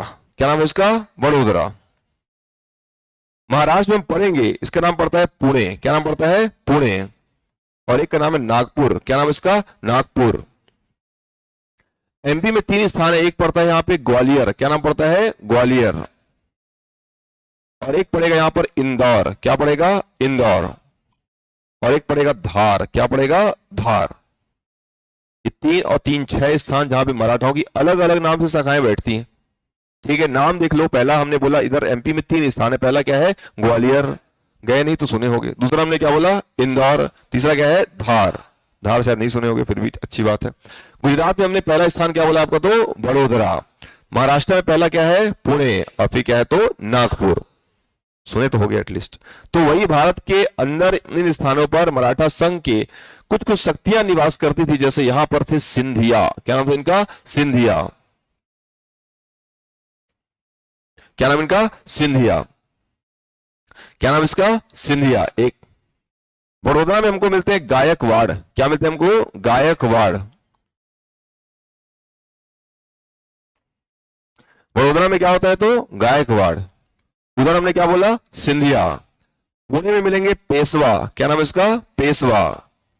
और नागपुर मिलेंगे भोसले। क्या मिलते हैं? भोसले। भोसले। और यहां इंदौर में मिलेंगे होलकर। कौन मिलेंगे? होलकर। और धार में मिलेंगे पवार। कौन मिलेंगे? पवार। इस सब मिला के क्या बनता है आपका? मराठा संघ। सही जोड़ी मिलाओ में तुमको पूछा जा सकता है, इधर रहेगा मराठा शक्ति, यहां रहेगा राज्य। लोकेशन भी पूछ सकते हैं आपसे। गुजरात के बड़ोदरा में क्या बोला गया आपको? तो गायकवाड़। महाराष्ट्र के पुणे में क्या बोला गया? पेशवा। नागपुर में क्या नाम है? भोसले। ग्वालियर में है सिंधिया। इंदौर में होलकर। धार में पवार। तो गुजरात में हमने क्या बोला है? तो जगह का नाम बताओ। गुजरात में जगह का नाम क्या है? बड़ोदरा। क्या नाम है? बड़ोदरा। महाराष्ट्र में 2 है, पहला है पुणे, दूसरा नागपुर। एमपी में 3, ऊपर वाले का नाम है ग्वालियर, फिर है इंदौर, फिर है धार। तो भाई गायकवाड़ कहां मिलेंगे अपने को? बड़ोदरा। ठीक है, थोड़ा ध्यान से एक बार देख लो, फिर पूछता हूं कि बड़ोदरा में कौन मिलेंगे? गायकवाड़। पुणे में कौन रहेंगे? पेशवा। नागपुर में कौन रहेंगे? भोसले। ग्वालियर में क्या नाम है? सिंधिया। इंदौर में होलकर, धार में पवार। ठीक है, तो गुजरात में जगह का नाम क्या बताएंगे? बड़ोदरा। क्या नाम है? बड़ोदरा। कौन बैठेगा? गायकवाड़। महाराष्ट्र के पुणे में कौन बैठेंगे? पेशवा। कौन बैठेंगे? पेशवा। और महाराष्ट्र के नागपुर में कौन बैठेंगे? भोसले। कौन आएंगे? भोसले। एमपी के ग्वालियर में कौन बैठेंगे? सिंधिया। एमपी के इंदौर में कौन रहेगा? होलकर। होलकर। क्या नाम है? होलकर। और धार में कौन बैठेंगे? पवार। याद रहेगा? ठीक है, ये सारी शक्तियां मराठा संघ कहलाती हैं और उनमें से एक शक्ति हमको मिल चुकी है वडोदरा में। मराठाओं की शक्ति कौन सी? गायकवाड़। अब बारी है इसके ऊपर बारदोली की, खेड़ा की। बारदोली और खेड़ा एक ऐसा स्थान है जहां से ये तो मानते ही होंगे कि यहां पर 2 बड़ी बड़ी शख्सियत यहीं से, 2 या बहुत सारी शख्सियत हमको यहीं से मिलती है। बहुत सारे पर्सनालिटी लाइक महात्मा गांधी और अभी वर्तमान में जो हमारे मुख्य प्रधानमंत्री हैं नरेंद्र मोदी का एरिया। ठीक है, तो बारदोली और खेड़ा, देखो यहां हमको व्यावसायिक वर्ग के लोग ज्यादा मिलेंगे। देखो गुजराती लोग बहुत कम होता है कि जो कभी गवर्नमेंट जॉब के पीछे भागते हैं, उनका खुद का अपना बिजनेस होता है, उसमें बहुत खुश रहते हैं उन लोग।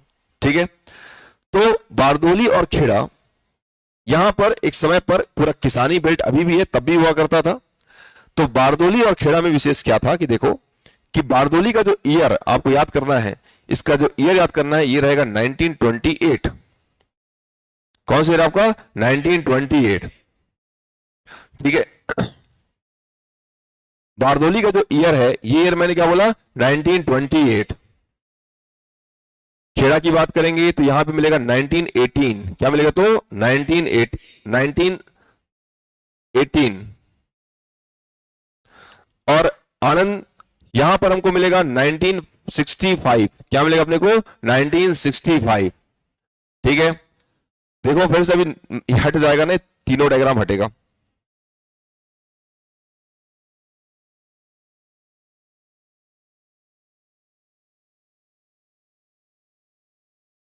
तो पहला ईयर यहां पे बोला 1928, 1918, 1965 और यहां पर हमको मिलेगा फिर से 1918 या 1918। पहले इन ईयर्स को वहां पे सेट कर दो। 4 जगह है और 4 ईयर है। ठीक है, तो बारदोली 1928, खेड़ा 1918, आनंद 1965 और अहमदाबाद 1918। अहमदाबाद में कितना बोला? 1918। उसके जो मिलता है हमको आनंद 1965। आनंद है, क्या है? आनंद 1965। खेड़ा 1918 और बारदोली 1928। बारदोली 1928, खेड़ा 1918, आनंद 1965 एंड अहमदाबाद 1918। मराठाओं की शक्ति कहां कहां निवास करती है? तो बताया गया कि गुजरात में जगह का नाम क्या था? बड़ोदरा। शक्ति कौन सी थी? गायकवाड़। महाराष्ट्र में पहला जगह क्या लाएगा? पुणे।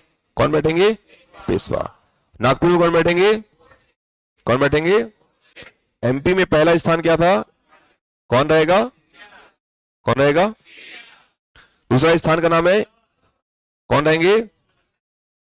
होलकर। देखो तुमको अभी छोटी सी याद नहीं आ रही, मतलब you are not present in class mentally. बोला हूं कि कम से कम याद करने की माइंड सेट से क्लास में बैठा करो। ठीक है ना? चौथा स्टेट चल रहा है, अभी लगभग 20 और पढ़ने हैं, क्या हाल होगा। ठीक है, इसलिए बोल रहा हूं कि जब तक इसको याद नहीं करोगे तब तक आगे स्टेट पढ़ने पढ़ाने का ज्यादा कुछ खास सेंस नहीं निकलेगा। इसलिए आपको बोल रहा हूं कि रोज क्लास में आते हो तो आज ये सोच जाएगा कि आज रटना है, जाके याद करना है, इस अपन मूड से जा रहे हैं। तो मराठा संघ हो गया। ठीक है, सबको बांट के रखना भाई। आईवीसी अलग रहेगा, ठीक है, यहां ये रूट अलग रहेगा, तट अलग रहेगा, बंदरगाह अलग रहेगा, प्रायद्वीप अलग रहेगा, गधा अलग रहेगा जंगली वाला, नदी हमको यहाँ एक ही बताई गई, नदी का नाम क्या है, ताप्ती, उसका अलग अपना कहानी है। इसलिए सबको तोड़ के रखना और अकेले में अपने सवाल जवाब करते रहना कि भाई ये कहाँ पढ़ा था या कहाँ पढ़ी थी। ऐसे ही मेमोरी रिवाइज होती है ना। इसको मैं आपको क्लियर कर दे रहा हूं पहले ही कि ये चीजें सेट दिमाग में तब होगी जब आप चीजों को अलग अलग तरीके से पढ़ोगे। एक साथ सबको समेट लोगे तो मिक्स हो जाएगा, फिर फंस जाओगे कि सब मिक्स हो गया, कहाँ मराठा कहाँ शक्ति, कहाँ मराठा का ईयर सेट कर दिए कहाँ, है ना। तो ये इसको थोड़ा ध्यान रखना पढ़ते समय। इसलिए मैं चीजों को थोड़ा धीरे धीरे लेके चल रहा हूँ। आगे चल के आपको बड़े बड़े स्टेट भी मिलेंगे जैसे एमपी, उत्तर प्रदेश। तो इसलिए कह रहा हूं कि अभी कम से कम ये हल्के स्टेट है तो आपको यहाँ याद करने का हैबिट डाल देना है और बोल के पढ़ना है। इस कारण उसके पीछे एक यही है कि आपको चीजें रिकॉल रहती हैं। ठीक है, तो ईयर बता, पहले हमको मराठा शक्ति कंफर्म करनी है। तो गुजरात में क्या नाम इसका, वडोदरा। गुजरात में क्या है, वडोदरा। उसका नाम क्या है तो गायकवाड़। बोलना है जी, है ना, पहला क्लास है ना, बोलना है। ठीक है, वडोदरा में क्या है तो गायकवाड़। वडोदरा जगह का नाम है, तो वडोदरा में कौन मिलेंगे आपको, गायकवाड़। फिर मध्य महाराष्ट्र चले गए तो महाराष्ट्र में देखो पहला स्थान क्या है, पुणे, कौन मिलेंगे, पेशवा। नागपुर में भोसले। जगह में कौन सी शक्ति है, ग्वालियर में क्या आएंगे, सिंधिया। इंदौर में कौन है, होलकर। और धार में पवार। तो यहां पर बारदोली में 1928 है, खेड़ा में 18 है, 65 है, 1918। एक क्रम से याद रखना। पता चला इसको तो याद कर लिए बट तो किसका था वो भूल गए। ये भी होता है एग्जाम में, इसलिए मैप दिमाग में बढ़िया चलना चाहिए, सेट होना चाहिए कि भाई जब भी बोले 1918 तो तुमको दो स्थान याद आने चाहिए, एक तो अहमदाबाद और क्या है तो खेड़ा। जब 28 बोले तो हमको याद चाहिए बारदोली, क्या रहेगा, बारदोली। और जब 65 होगा तब क्या रहेगा तो आणंद। ठीक, चलो बताओ ईयर के साथ जगह।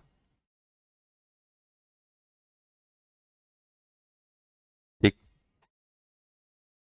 ठीक है, खेड़ा है, खेड़ा नहीं है। हाँ, आनंद, अहमदाबाद। ठीक है, चलो बताओ, चलो तुम बताओ जी क्या पहले भाई साहब। ठीक है, ठीक, ठीक, ठीक है, अहमदाबाद। अब इसी अपन डिस्कस करते हैं, इनसे बातचीत करने की कोशिश करते हैं। तो सूरत में 3 हिसाब हो गया है। पहला अंग्रेजों की पहली कोठी, दूसरा है जेम्स एंड ज्वेलरी के लिए फेमस, और तीसरा जरी की साड़ी, और ताप्ती के किनारे पर स्थित ही है। तो बारदोली में जब और खेड़ा में जब किसान का सत्याग्रह होता है, किनका सत्याग्रह बोल रहे हैं तो किसान। अंग्रेज समय की बात है, तब हम गुलाम हुआ करते थे। जब गुलाम हुआ करते थे तो इन्होंने बोला कि जब जब इसमें स्टोरी जुड़ेगी तो बारदोली से एक व्यक्ति आएंगे, उनका नाम होगा सरदार वल्लभ भाई पटेल। तो सरदार वल्लभ भाई पटेल जो है, तो पहला हमने सूरत बताया, इसको अलग से बना देते हैं। फिर नाम है बारदोली, वडोदरा, क्या नाम इसका, वडोदरा। फिर नाम है बारदोली का। फिर क्या नाम है, खेड़ा। फिर नाम है आणंद, और फिर अहमदाबाद, और एक क्या है तो यहां पर गांधीनगर।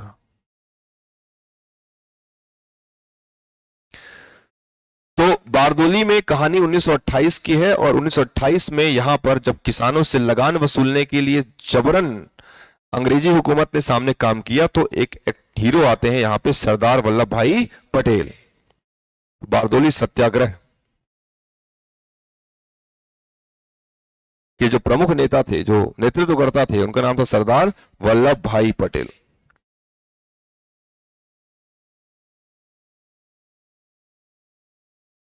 और सरदार वल्लभ भाई पटेल ने यहां पर जो काम किया था वो ये था कि यहीं पर उन्होंने उनको उनको महिलाओं ने सरदार का टाइटल दिया था, और इसका मतलब होता है बड़ा भाई कहते हैं। ठीक है, तो ये हम जो टाइटल कहते हैं सरदार, ये पहले से नहीं था, ये बाद में वहां पे महिलाओं ने दिया। तो ध्यान रखना कि बारदोली सत्याग्रह के दौरान महिलाओं ने ही वल्लभ भाई को क्या टाइटल दिया तो सरदार। खेड़ा, खेड़ा में हम बात करते हैं 1918। गांधी जी भारत आए थे, आए थे, ठीक है, 1915 में आए थे।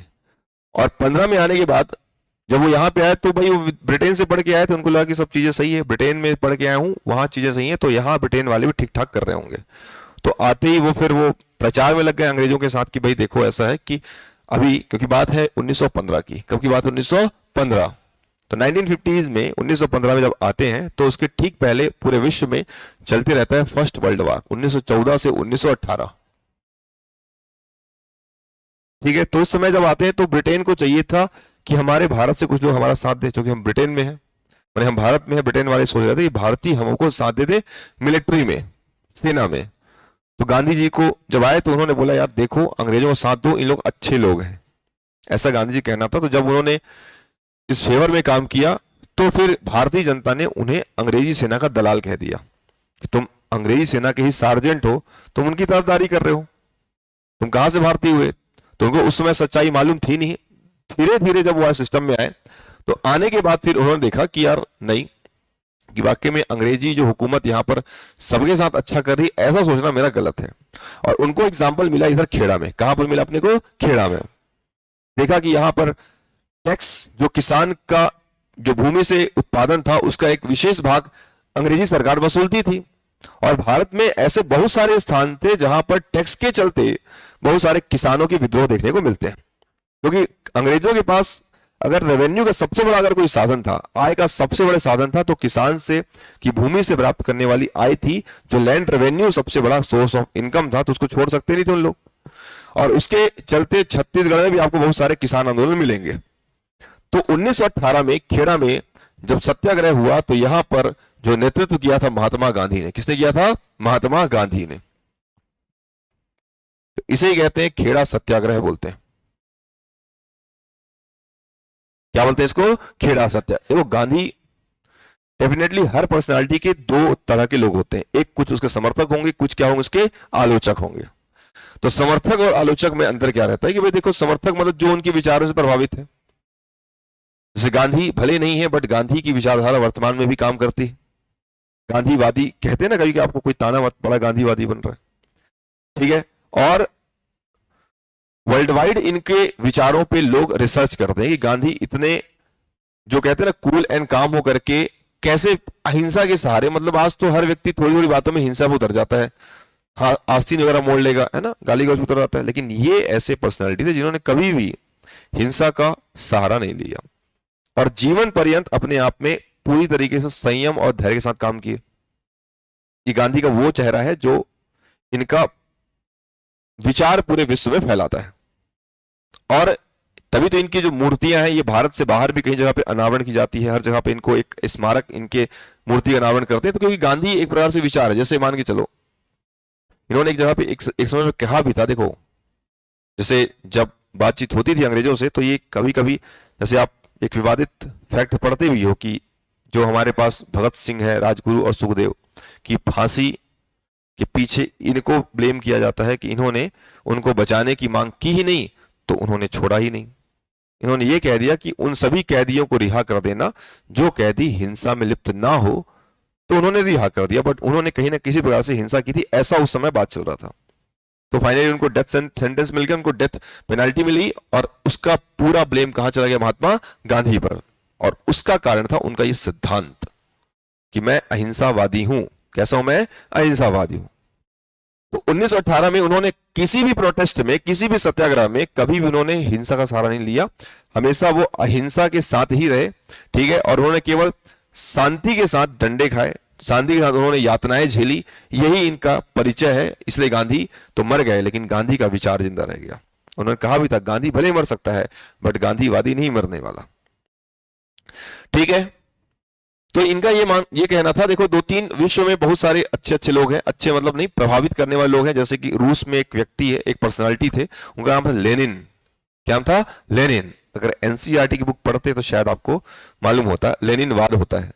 तो लेनिन ने वही बोला, एक वहां पर थे मार्क्स था, ठीक है, और एक हमारे यहाँ गांधी थे। सब कहते थे अपने अधिकार के लिए लड़ना चाहिए, लड़ाई की सबके अपने अपने तरीके होते हैं। इन्होंने बोला कि मांगो, क्या करो? ये मांगो, अधिकार मांगो। बट उन्होंने कहा कि नहीं, मांगो नहीं, अधिकार मांगो, अगर ना मिले तो अधिकार क्या करो? छीन लो। अधिकार तो लेना ही है, चाहे जैसे भी लो। ये नहीं केंद्र सरकार ने अधिकार लेना है, तो यहां पर वही है, गांधी का नजरिया ये था कि नहीं, मांगते रहना है। ठीक है, आपको एकदम कूल एंड काम होकर के आपको इसका सहारा लेकर, किसका, आपका अहिंसा का सहारा लेकर के आपको काम करना है, आपको आपका अधिकार मिलेगा। जैसे आजादी मिल गई तो वो तो आपके अधिकार है मात्र। तो महात्मा गांधी ने जब आए तो फिर बाद में समझ में आया कि नहीं, अंग्रेज सही नहीं कर रहे हैं, कई स्थान पर जबरन राजस्व की वसूली कर रहे हैं, जबकि किसान का इनकम ही नहीं है। जब इनकम ही नहीं तो फिर टैक्स कैसे दे पाऊंगा मैं। तो ये बात सीधी सी बात समझ में आती। खेड़ा सत्याग्रह कब हुआ, 1918। उनके लीडर कौन थे, महात्मा गांधी। आनंद, देखो आनंद शहर की बात करेंगे तो आनंद में दो चीजें हमको देखने को मिलेगी। एक तो मिलेगा अमूल, क्या मिलता है यहां पर अपने को, अमूल। और एक मिलेगा अपने को एनडीडीबी। दोनों के दोनों ध्यान से सुनना, ये लोकेशन कहां चल रहा है, तो आनंद चल रहा है। तो यहां से अमूल की बात करेंगे तो ये होता है आनंद। क्या होता है ये, आनंद मिल्क यूनियन लिमिटेड। और एनडीडी मतलब होता है नेशनल डेयरी डेवलपमेंट बोर्ड।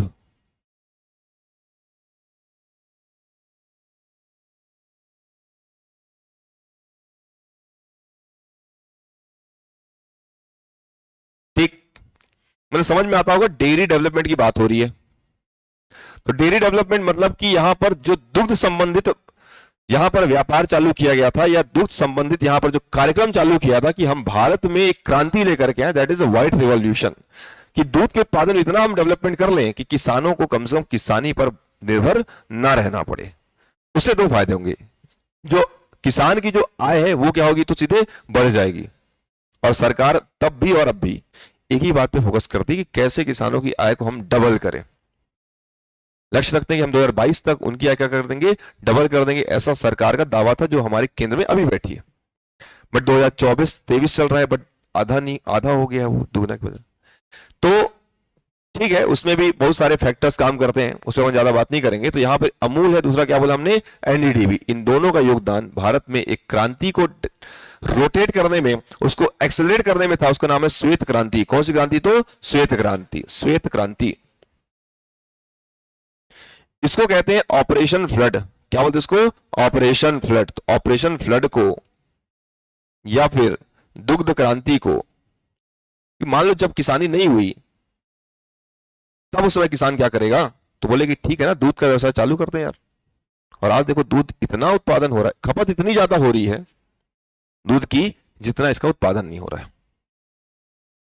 माने ये बात सच्चाई है कि खपत, हम कंज्यूमर, हम इतना कंज्यूम कर रहे हैं ना मिल्क, जितना कि पशु उतना दूध नहीं दे रही है। तो मतलब समझ लो क्या हो रहा है कि एक्स्ट्रा मात्रा में मिलावट हो रहा है, सिंथेटिक मिल्क बनाया जा रहा है।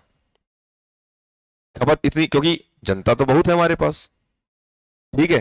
तो उसके हिसाब से फिर ये क्रांति लाने का प्रयास किया, और उसको हम ट्रायल के बेसिस पर स्टार्टिंग में कुछ 4 महानगर पे देखिए कि गांव में तो चलो ठीक है, आपने डेयरी खोल ली, वहां से आपने बेचना चालू कर दिया। शहर में जगह ही नहीं पशुपालन के लिए, क्योंकि वहां इंसान पल जाए बहुत बड़ी बात है। तो पशुपालन वहां नहीं हो सकता, गांव में हो सकता। तो गांव से हमने दूध निकालना और शहरों में बेचना क्या किया, तो चालू किया।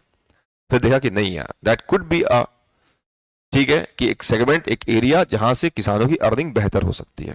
फिर उनको इन्होंने व्यवसाय से जोड़ दिया, इसको कमर्शियलाइज कर दिया। अब देखो ना कितने बड़े डेयरी चलते हैं, ठीक है।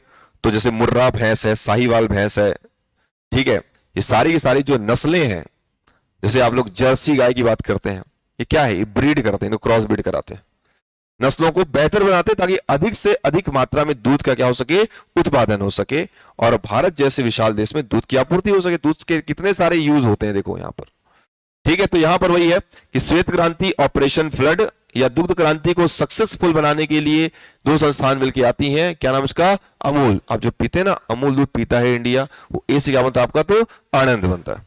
तो आनंद मिल्क यूनियन लिमिटेड एक कंपनी है, जो सहकारी कंपनी, ध्यान रखना जो शब्द लिख रहा हूं ना उसको थोड़ा समझिएगा। कैसी कंपनी आपकी, तो सहकारी। और ये जब कार्यक्रम चला ना कि ऑपरेशन फ्लड चलाएंगे, श्वेत क्रांति चलाएंगे, और इसे विश्व का सबसे बड़ा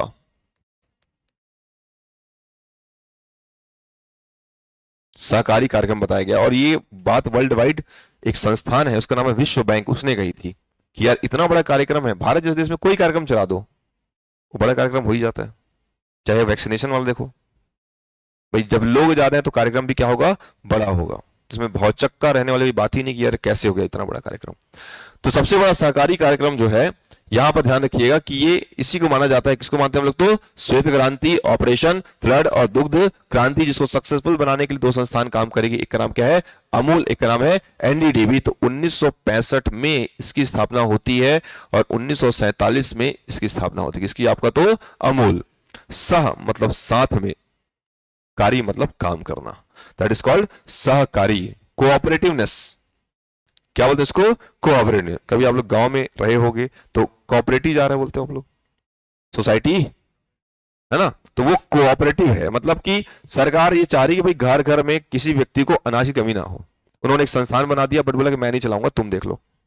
कोई आदमी सामने आया, सरकार से बातचीत किया और बन गया कोऑपरेटिव, बन गया सहकारी। मतलब साथ में काम करना, दैट इज कॉल्ड कोऑपरेटिवनेस। सहकारिता की भावना से काम चला, इन दोनों ने काम किया और देखो आज इसका कितना बड़ा मार्केट है।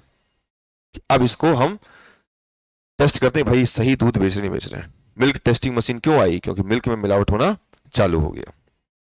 ठीक है, तो यहां पर ये चीजें आनंद से लागू होती हैं। फिर हम आनंद में देखो दो चीज बताए। पहला हमने क्या बोला, अमूल, फिर क्या बोला हमने, एनडीडीबी। अमूल की स्थापना 1947 और एनडीडीबी कब है, 1965। एन से हमने क्या बोला आपका, नेशनल। डी से क्या है, डेयरी। डी से डेवलपमेंट और बी से बोर्ड। स्थापित है आनंद में। अब बारी अहमदाबाद की। तो अहमदाबाद में जो चीजें हमको यहां पर मिलेंगी अहमदाबाद में, देखो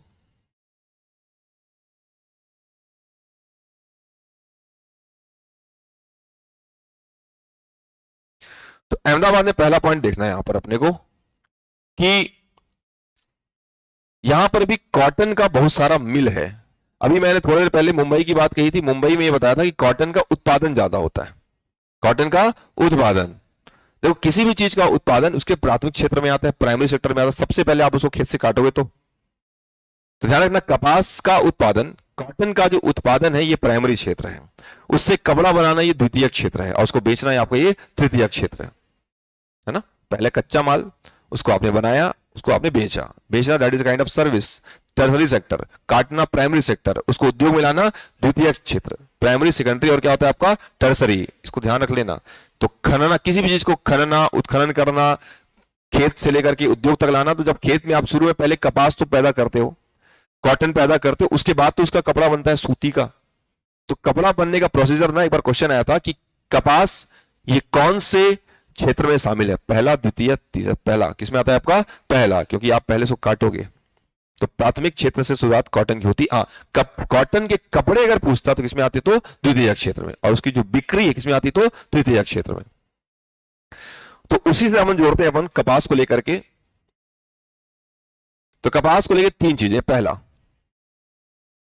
इसे बोलते हैं भारत का मैनचेस्टर।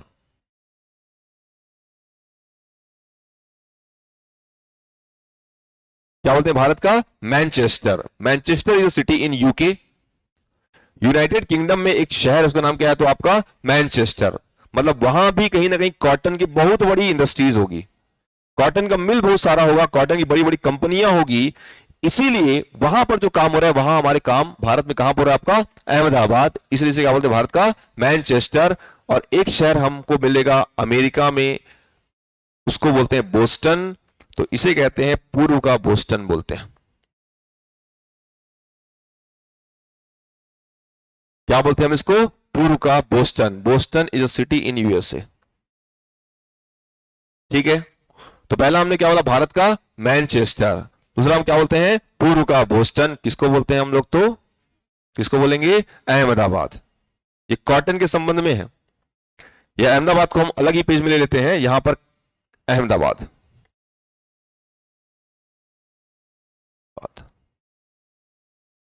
पहला पॉइंट अभी हमने जो बोला, इसे कहते हैं भारत का क्या बोलते हैं, मैनचेस्टर।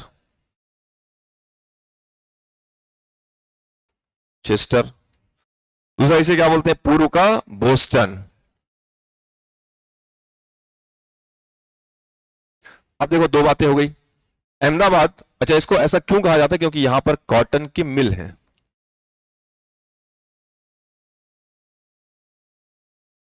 उद्योग है ना, उत्पादन नहीं बोल रहा हूं। क्या है? कॉटन के उद्योग। उत्पादन कहां होगा? महाराष्ट्र में होगा यार। रिस्पॉन्ड किया करो, नहीं तो फिर अरे गलत बोलो, क्या दिक्कत है? मार ठोड़ डालूंगा तुम लोग को, ठीक है? बोला करो। कपास कहां पैदा होता है ज्यादा? महाराष्ट्र। और उसके लिए मिल सर्वाधिक कहां है आप? तो अहमदाबाद। मिल मतलब इंडस्ट्री। तो यहां बोला ये भारत का मैनचेस्टर। मैनचेस्टर कहां पड़ता है? United kingdom. और ये कहां पड़ता है आपका? यूएसए। फिर देखो, इसी बड़ा शहर है तो एक नदी किनारे पर, नदी का नाम है साबरमती। क्या नाम उसका? साबरमती। साबरमती के संत महात्मा गांधी। फिर अहमदाबाद में एक झील मिलती है। क्या मिलती है यहां पर? एक झील। इसका नाम पड़ता है कंकरिया। क्या नाम पड़ता है इसका? कंकरिया। तो पहला हमने बोला भारत का क्या बोलते हैं इसको? मैनचेस्टर। पूर्व का बोस्टन। तीसरा नदी कौन सी? तो साबरमती के तट पर कौन है? तो अहमदाबाद में स्थित है आपका साबरमती आश्रम। साबरमती नदी के किनारे साबरमती आश्रम नहीं है, वो कहां है आपका? अहमदाबाद में है, वो उसके तट पर स्थित है। ऐसा इसको पढ़ना है। फिर अपन अहमदाबाद की बात करें, आपने 1918 बताया था।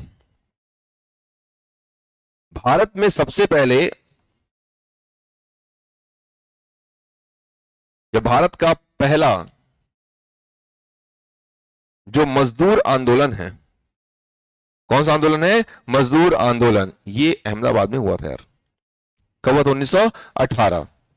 और ये आंदोलन में लीड कर रहे थे, उनका नाम था महात्मा गांधी। पूरे गुजरात के हीरो थे महात्मा गांधी। और देखो, उस समय जैसे इस समय हमारे भारत में या पूरे विश्व में छाया था कोरोना, वैसे उस समय छाया था प्लेग। क्या छाया था? प्लेग। तो बोले कि आप देखो ऐसा है कि प्लेग तो है, तो इसका मतलब थोड़ी कि इंडस्ट्री बंद कर दें। जैसे कोविड में इंडस्ट्री कहां बंद हुई? कोरोना समय इंडस्ट्री चल रही थी। हाँ, थोड़ा सोशल डिस्टेंसिंग कर रहे थे हम, सुविधा लेके चल रहे थे, सारी सुरक्षा के साथ चल रहे थे, एकदम नाप झुक चल रहा था, पूरा लाइट मार के पूरे एकदम से टेस्टिंग फेस्टिंग चल रहा था, तब जाके इंडस्ट्री चल रही थी यार। बंद तो हुई नहीं, बंद होती तो फिर और जीना मरना हो जाता। तो 1918 में उस समय प्लेग फैला था, और प्लेग फैलने की वजह से कंपनी ने पहले मजदूरों को यह बोला कि देखो ऐसा है कि अगर आप प्लेग के समय पे घर से बाहर निकलोगे, हमारे काम करने आओगे, तो हम आपको बोनस देंगे। क्या देंगे? बोनस। ऐसा बोले पहले। तो कंपनी के मजदूर खुश, ठीक है अब तो बोनस मिलेगा, मतलब 100 का अपने को डबल मिलेगा। कितना मिलेगा? 200। लेकिन जैसे ही प्लेग हट गया, तो मिल के जो मालिक थे उन्होंने अपनी बातों से करार खत्म किया। बोले नहीं यार, नहीं दे पाएंगे। कहां दे पाएंगे उतना? वो तो बोल दिए थे उसमें, अलग बात है, फ्लो फ्लो में, है ना? तो नहीं दे पाएंगे ऐसा बोले। तो फिर बोले कि ऐसे कैसे नहीं दोगे? बोले बताओ कैसे लोगे हमसे? बोले महात्मा गांधी दिलवाएगा। तो उन्होंने उनको बुलाया, किसको? महात्मा गांधी को।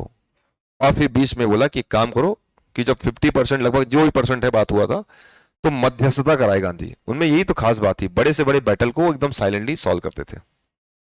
कि यहां पे हड़ताल हो गया था, यहां पर ताले लगने वाले थे, सारे के सारे एकदम प्रोटेस्ट में बैठे हुए थे, एंड एट लास्ट इनके पक्ष में फैसला गया, कुछ बोनस इनको मिला ही। किनको? आपका मजदूरों को। तो ये महात्मा गांधी की कुछ विशेषताएं हैं जिनको आपको देखो, अगर जीवन में किसी को पढ़ना है तो इनको पढ़ा करो, अगर समय मिले तो।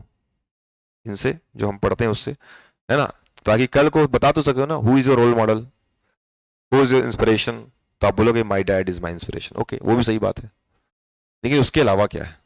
तो बताओगे राष्ट्रपिता, एक मेरे पिता, दूसरे कौन से? तो राष्ट्रपिता, दोनों रोल मॉडल। तो बोले ठीक है, tell something about Mahatma Gandhi. बोले नहीं पता सर, नहीं जानता उनको। तो वो उस समय के लिए आपको डिफेंड करता है, and that shows your personality, that shows your intention towards the guys, जो पीपल्स जो इंडिया में या वर्ल्ड वाइड बहुत फेमस है, उनके बारे में आपको क्या थॉट। हो सकता है कि आप कुछ बेहतर सोचो इनके बारे में, हो सकता है आपको कुछ व्यूज बेहतर निकल जाए, हो सकता है आपका अपना ओपिनियन इनके बारे में कुछ बेहतर निकल जाए, वो उससे प्रभावित हो जाए और आप उसको फिर आपका एक अच्छा इमेज उनके सामने बन जाए। तो इनको जाना करो कि कुछ ऐसी बातें जो इनसे सीखनी चाहिए। ठीक है, तो महात्मा गांधी इसके लीडर रह चुके थे। और अहमदाबाद में इसरो के संबंध में दो संस्थान आपको जानना है। अब इसरो पहले हम कभी पढ़े होंगे, सुने हो पहले? इसरो संस्थान की स्थापना बताया जा चुका है। इसकी स्थापना कब हुई है? तो 15 अगस्त 1969। जो पढ़ के याद नहीं कर रहे हो तो मान के चलो कल्याण है तुम्हारा सीधे। स्थापना कब हुई आपका 15 अगस्त 1969। और इसरो का हेडक्वार्टर बताया जा चुका है कहां है, तो बेंगलुरु। और इसरो के जो चेयरमैन उनका नाम क्या है, तो S Somnath.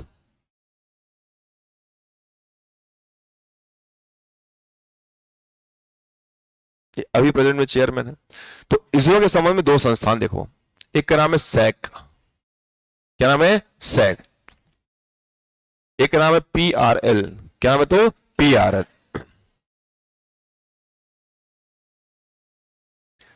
Space application centre, क्या नाम इसका, स्पेस एप्लीकेशन सेंटर। स्पेस मतलब होता है अंतरिक्ष, क्या होता है, अंतरिक्ष। एप्लीकेशन मतलब होता है अनुप्रयोग, क्या होता है, तो अनुप्रयोग। और सेंटर मतलब होता है केंद्र, उससे ज्यादा सरल है ये। स्पेस एप्लीकेशन सेंटर, शॉर्ट में अपन क्या बोलते हैं, तो सैग। फिर चलेंगे PRL। P से बनेगा फिजिकल, R से बनेगा रिसर्च, और L से बनेगा लेबोरेटरी।